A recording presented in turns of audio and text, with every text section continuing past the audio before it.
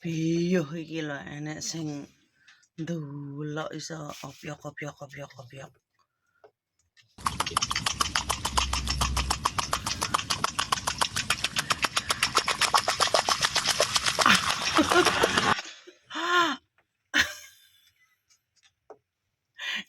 Tuhan, Cuk. Tibake mopok ngelepi sawahe ngono kuwi ya. Pyok. Opyok. Sapa wis tau ngono kuwi, Sapa wis tau napuk ngono kuwi? Iki mesti bajing kerek iki mesti opyok napuk iki mesian.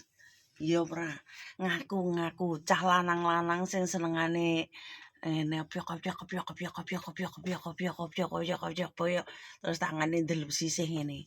Mesti iki cah lanang-lanang iki. Rusak. Alah, akeh lho ngono kuwi sliweran. Cah lanang ngono ki ya padha do men tak ngono. Padha demen.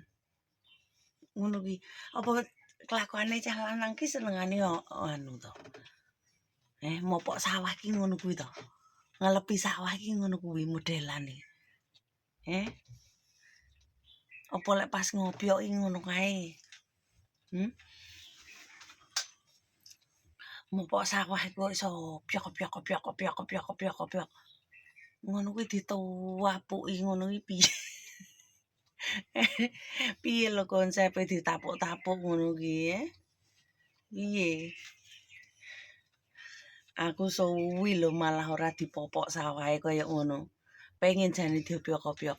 Ngasih apa kene aku ki lho luwur sampean. Lah apa mek gitu turu mirang-miring karo dolanan HP suwi-suwi perih krem. Encok beran boyokku. Ketoke tanding aku kalah. Lah kene aku boyoke kedu mek kerja golek dhuwit ae. Perih keju nganggur. Perih keju suwi ora dilepi, suwi ora dikopyok. Suwi lho. Suwi ora diopyok.